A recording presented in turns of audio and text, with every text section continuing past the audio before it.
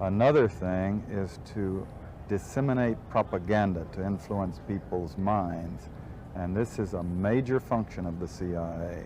400 journalists cooperating with the CIA, including some of the biggest names in the business, to consciously introduce the stories into the press. Well, give me a concrete example of how you use the press this way, how a false story is planted and how you got it published.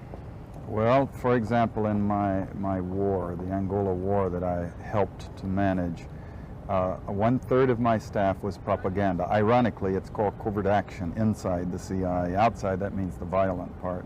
I had propagandists all over the world, principally in London, Kinshasa, and Zambia.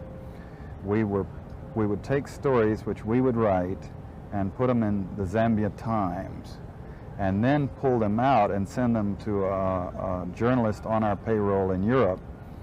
But his cover story, you see, would be that he'd gotten them from his stringer in Lusaka, who had gotten them from the Zambia Times. We had the complicity of the government of Zambia, Kenneth Kaunda, if you will, to put these false stories into his newspapers. But after that point, the journalists, Reuters and AFP, the management was not witting of it. Now, our contact man in Europe was. And we pumped just dozens of stories about Cuban atrocities, Cuban rapists.